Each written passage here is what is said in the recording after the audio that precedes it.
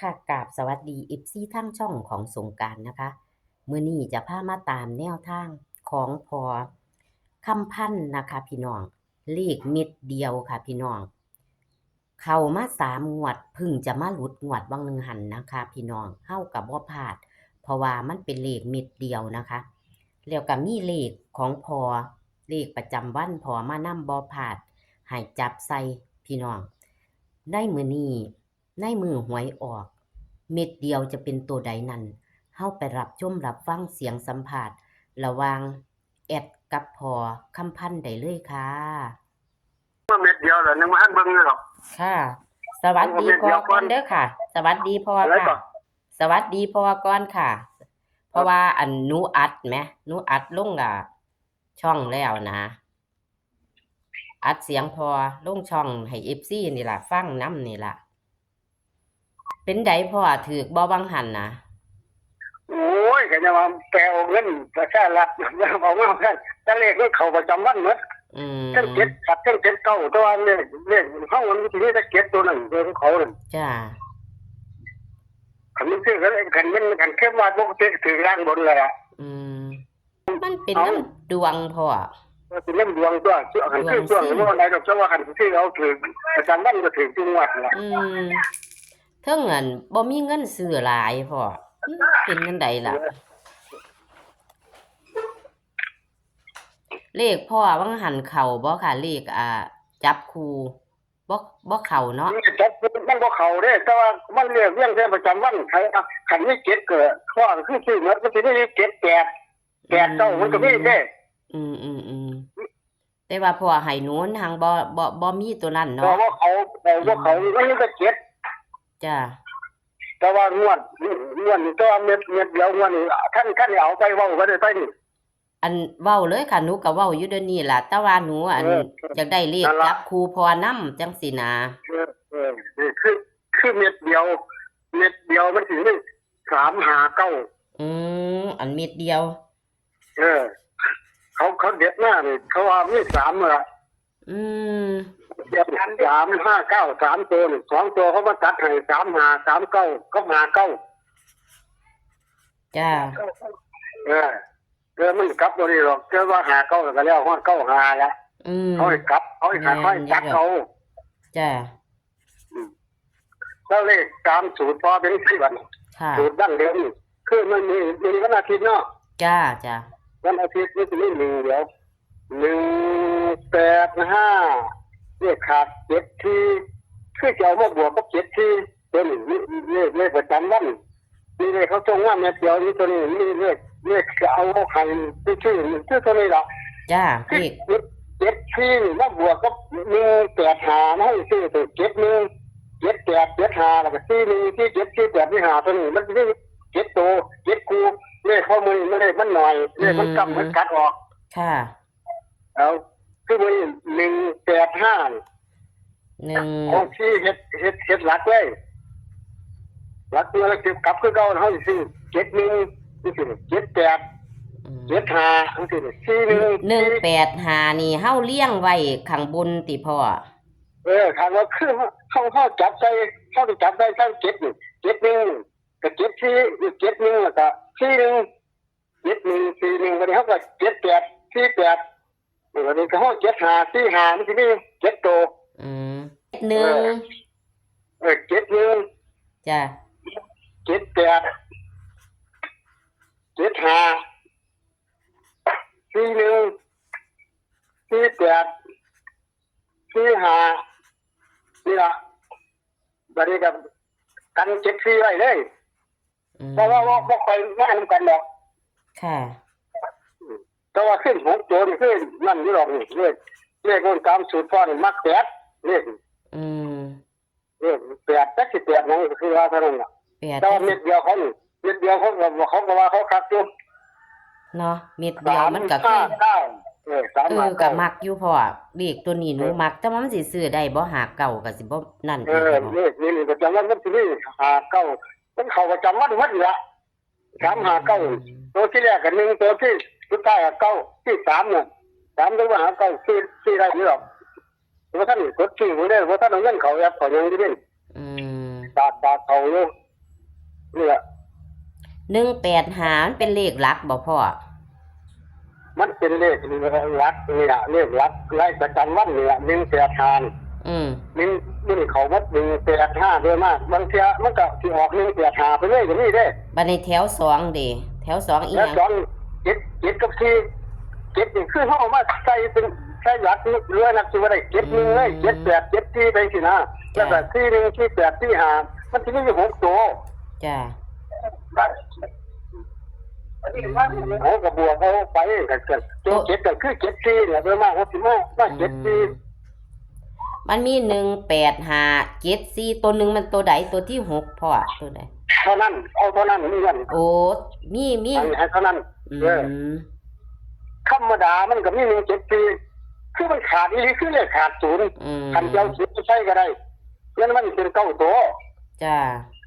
ศูนย์มาเอาดอกศูนย์ ศูนย์บ่มีแม่นบ่พ่อหวด บ่ นี้ คือเอาบ่มีวันเสาร์ก็บ่มีศูนย์วันคริสต์ก็บ่มีศูนย์ อืม คันบ่มีศูนย์โดยมากแหละแต่ก็บ่ยังมาเลย แต่ว่าเม็ดเดียวนี่คือ359มามือใดพ่อเม็ดเดียวนี่ นะมามื้อเช้า อืมนี่ล่ะก็พ่อหนูก็เลยถ้าโทษเทียเดียวเลย เลขว่ามาอันมือเลขออกเนาะ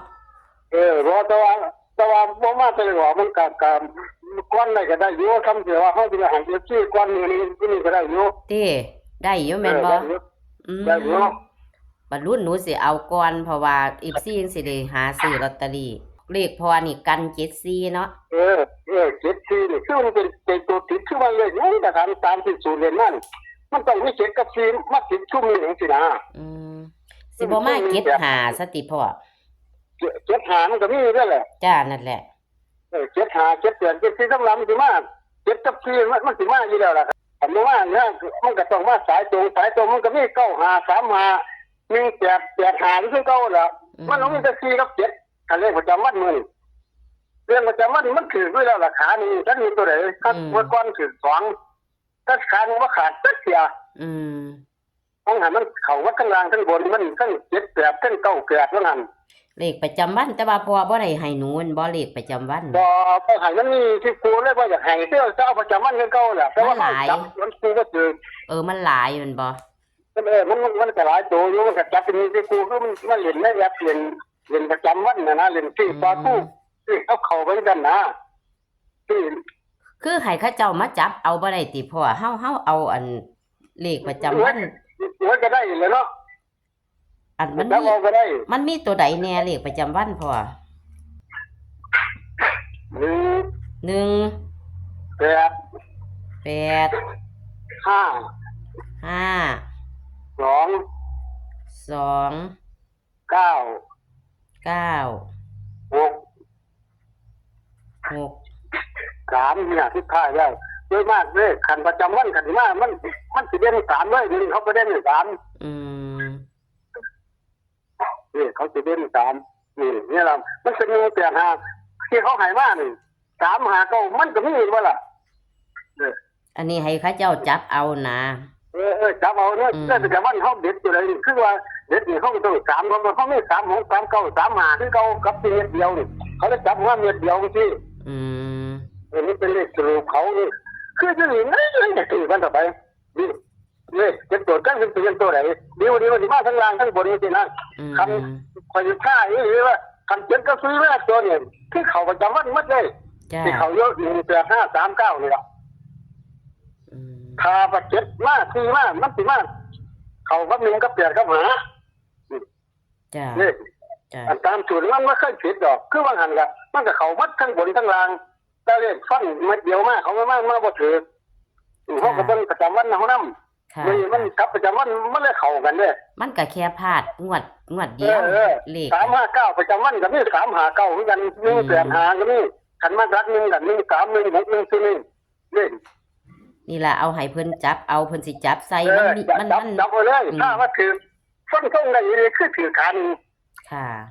มันคือมันหันถือ2เลย มันคือวัดละคือขึ้นไปอันกับพูดถึงประจำวันเนี่ยพอพูดถึงเม็ดเดียวเขามันก็คือบางเทียมกับนั่นอยู่ เดียวเป็นสูตรเขาอั ค่ะ นนี้ของสูตรพ่อโดยตรงชื่อที่ประจำวันเลย40 ปีกว่าปีเนี่ยเรียนยังคือละตักถือแย่บ่ถือแย่กันมันก็ยังใครเขาเดาซื้อนะมันนี่แหละนั่น มันมีเลขหลักมีเลขประจำวันไว้ถ้าเบิ่งเนาะ คำนวณอยู่เลขแม่งมากอะฟัง จ้า ยังว่าบอกว่าเขียนไว้แม่เบิ่งมันบ่ได้มาเว้าก็ได้เบิ่งได้เนี่ยมันแม่มึงมันจันทร์เนี่ยคุณเบิ่งมันถือวันเขาบ่ มันก็ มันได้เปลี่ยนทุกวันอยู่แม่นบ่พ่อ คนไม่เจ็ดวันก็ไม่เห็น อันเอาบัดนี้พ่อบัดนี้เฮาสรุปบัดนี้พ่อนิ่นตัวใดค่ะ เฮ็ดเดียวแต่ว่าคันบอกว่าเจ้าจับปูกันนั่นล่ะเฮ็ดจับปูแล้วนี่ในทุ่มนี่มันก็นี่อยู่กับเม็ดเดียวหมด จ้า เรื่องโตเนี่ยมันก็เนี่ยเม็ดเดียว มันอยู่ ตกกันเนาะกัน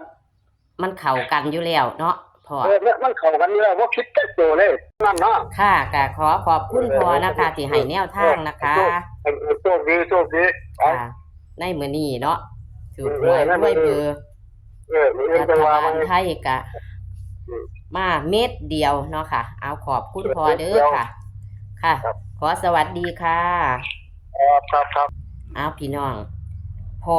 เลขเม็ดเดียวกับพึ่งรุดนะคะ หลังจากเขามาติดต่อกันมา2-3 งวดนะคะ เม็ดเดียวของพอมาแล้วพอคำพันธ์นะคะ งวดประจำวันที่16 พฤศจิกายน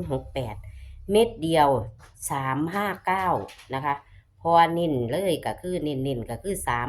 359 ตัดให้พร้อมเลยค่ะ 3559 แล้วก็39 ค่ะพี่น้อง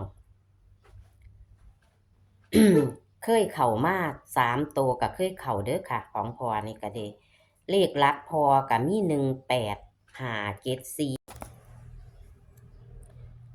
เลขหลักพอก็คือ18574นะคะ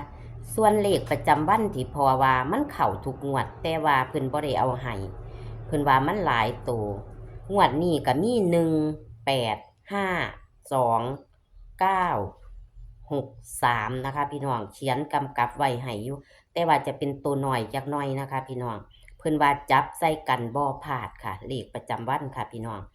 แต่พอเพิ่นจับให้นะคะเพิ่นจับให้เพิ่นก็คือ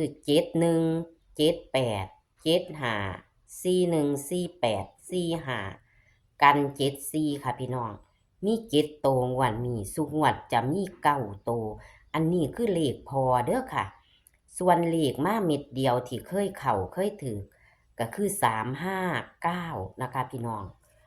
นี่แหละค่ะเลขพ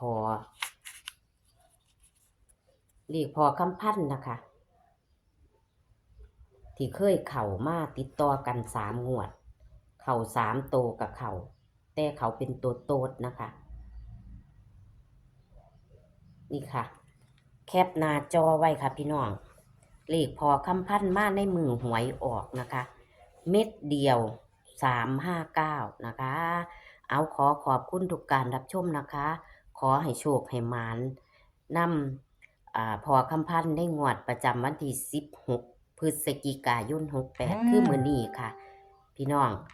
โชคมันๆค่ะฝากเป็นแค่แนวทางนะคะซื้อฉลากกินแบ่งรัฐบาลไทยค่ะพี่น้องคลิปนี้ก็ขอให้โชคให้หมานค่ะสวัสดีค่ะ